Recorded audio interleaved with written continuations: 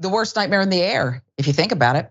Asiana flight passenger opening the door while still in the air, to the horror of other passengers.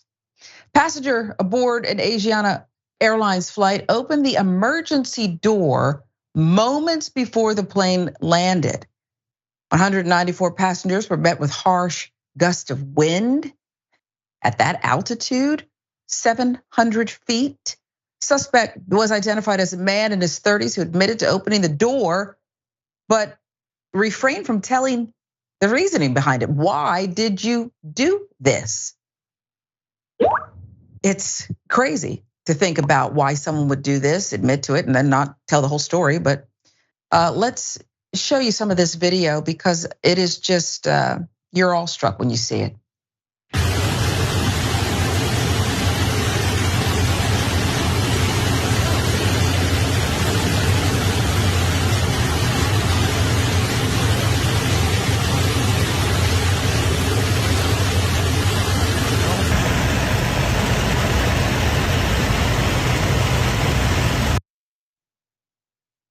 So some of the passengers tried to prevent the person from reaching the door, but it did partially open, sending air whipping through the cabin as terrified flyers gripped their armrests, holding on for dear life.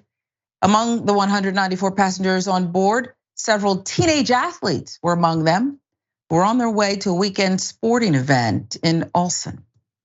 That from the New York Post. At least a dozen people suffered minor injuries stemming from the incident. The plane was able to land safely. However, several passengers showed symptoms of breathing difficulty and they had to be transported to a nearby hospital. It was chaos with people close to the door appearing to faint one by one and flight attendants calling out for doctors on board through broadcasting. Passenger told the local news outlet, "I thought the plane was blowing up. I thought I was going to die like this," 44-year-old added.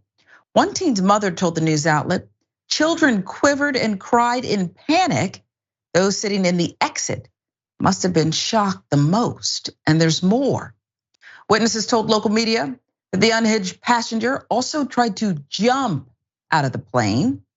"It is difficult to have a normal conversation with him," an official said, according to the BBC. "We will investigate the motive of the crime and punish him."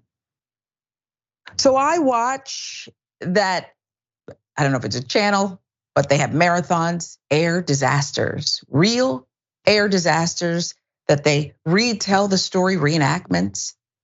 This is so real and horrific that I want to get your impression of what you think would go through your mind if you're on board that flight and dealing with that chaos. Even at 700 feet, people sneeze at that. That's incredible to think about going through in the air and not knowing the outcome. No, I mean, the first story, being trapped in a building and it on fire, I'm like, that's terrifying. That's my new nightmare. And then there's this story, and I'm like, that's terrifying. That's my new nightmare. I travel a lot, and just the idea of someone doing that on a flight that I'm on, yeah, no, it is terrifying. I think I would be the person who is trying to restrain them and get a hold of them. But as people said, they did try to do that. He just kind of got to the door and got it open. And then there's the aspect of he was also trying to jump out. So it feels like, once the door opened and there's this chaos, then you've also got this person who is fighting you and trying to jump out as you're trying to restrain them. It's pandemonium. You have a lack of oxygen in the cabin, which is likely why a lot of people passed out. Officials are saying they don't really know why he did it, and he's difficult to talk to. That's the telling part to me. It's difficult to get information out of him. He does not seem like he's in his right mind. Mm-hmm. Clearly, someone who opens that door and then tries to jump out is not in a good mental space. So hopefully he can receive help. But I can't imagine that most of those people who are on that flight will ever fly again. Right. And who can blame them? And one of the things that jumps out at me is exactly what you were just talking about. We don't know for sure, but there are all indications that there is someone unstable and some emotional regulation that needs to take place. So my next thing is, you're not going to be able to prevent this. how do you prevent something like this? And no wonder, you're probably right. People would say, I'm out, tapping out of the flying thing at any altitude. Perhaps they could shore up the door, but you want a door to open, Tizzyent, if you're trying to get out because the worst has happened and you need to escape. So it just seems like there's no way to prevent this from happening again. No, that is the catch-22. Like the door has to open. You have to be able to open the door and get out of the plane in an emergency situation. And someone, even if someone is acting odd, I'm on flights all the time with people who are acting odd.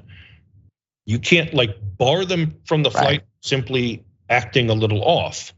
I mean, just flying is stressful and can make people act off. So you keep an eye on them. Like I don't think there's necessarily a solution, because it's not like keeping people from bringing a weapon on that they can harm someone. Anyone has a hand that can open a door. You can't keep them from having that.